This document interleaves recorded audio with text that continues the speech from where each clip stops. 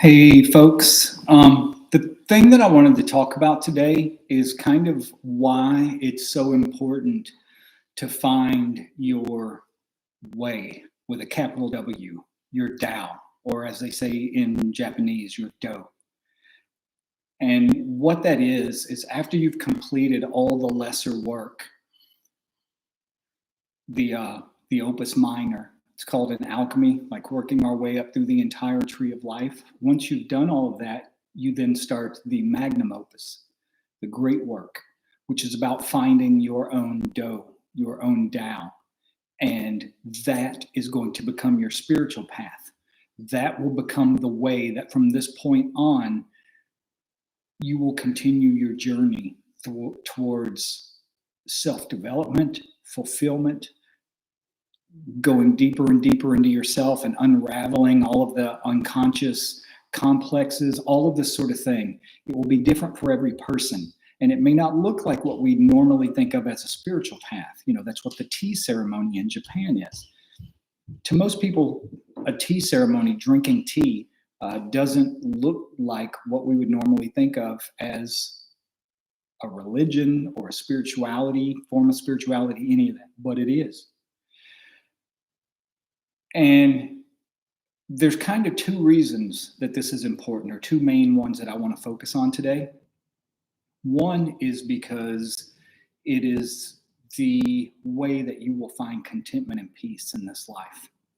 You know, when I was in prison, like for me, it's always been about ultimately when you boil down everything that I've done, whether it was inner alchemy, whether it was ceremonial magic, whether it was martial arts, whatever you want to call it, to me, it boiled down to the concept of Kaizen, of experiencing constant improvement. You know, not perfection, but just every day striving to be a little bit better than I was the day before, whether it was doing one more push-up or, you know, writing another piece or doing another painting, or whatever it was. I always wanted to be accomplish a little bit more today, or refine myself a little bit more today than I had done the day before. That was what was at the heart of everything that I've ever done. It took me a long time to realize that. You know, a lot of times we think it's the thing that we're doing, like magic or painting or writing or whatever. But ultimately, for me, those are all just vehicles through which I can apply Kaizen. But when you discover that, what happens is when you really start doing it, it allows you to experience a kind of contentment and peace in even the hardest of times. That was why when I was in prison, when I was on death row, entire days would go by sometimes when I didn't think about the fact that I was in prison. Does that mean I didn't want out? No. Does that mean I was having fun? No, I didn't love being in prison, but I wasn't tortured by it. I had a sense of contentment. I read a book one time by this guy, I think his name was Eli Wiesel. I believe the book was Night. The name of it was Night, and he was a Holocaust survivor. He survived a concentration camp. But he was talking about how as long as you have a why, you can survive almost anything.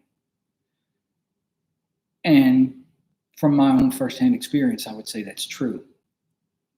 That's one of the reasons, that deep sense of peace and contentment that you have in even the darkest and hardest of times.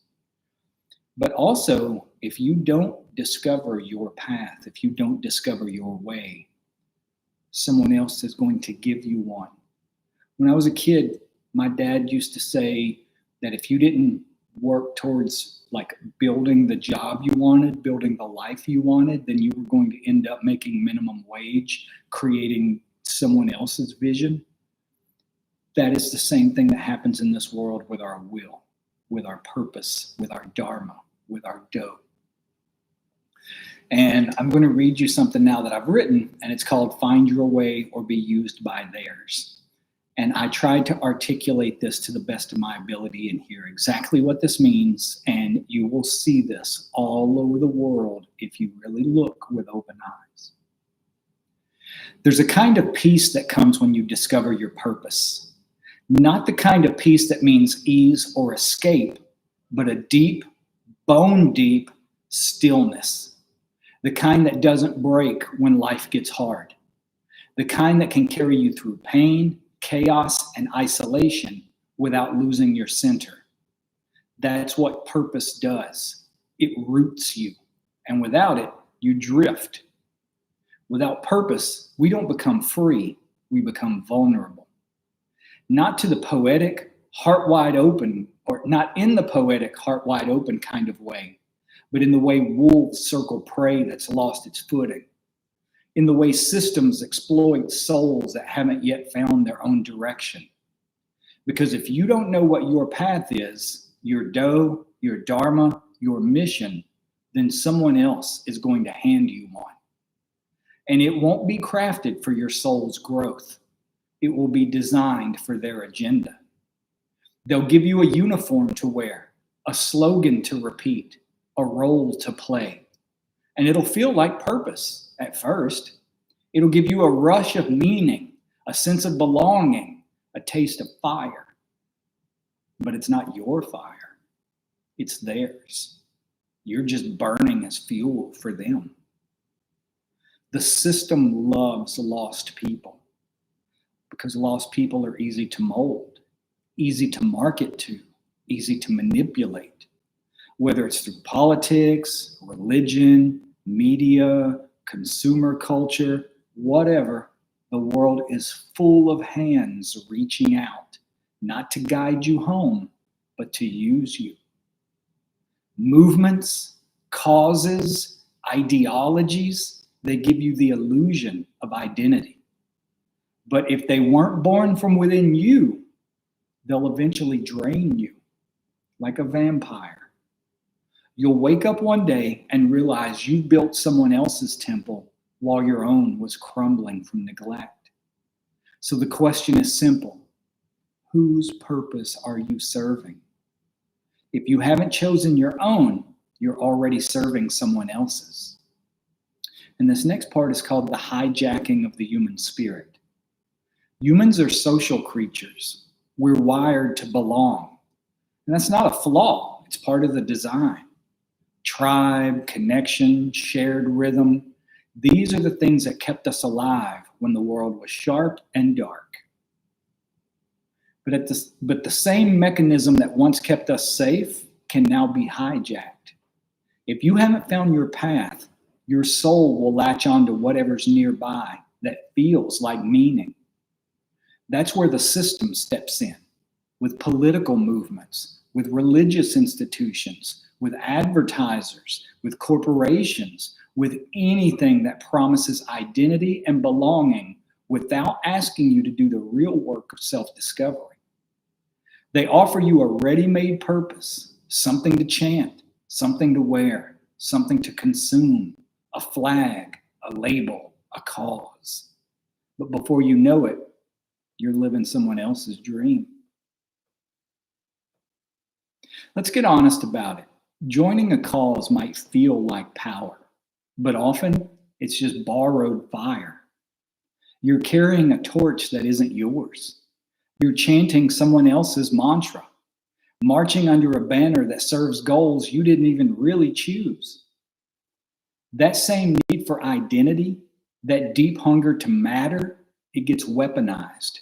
And the result? It's people who never found their own voice end up shouting for someone else's. Whether it's shouting at political rallies, debating strangers online, wearing brand logos like armor, or obsessively watching a team of millionaires toss a ball around, none of it is real purpose. It's a surrogate identity, a false fire. You weren't born to be a pawn in a marketing plan. You weren't made to be just another cog in a machine.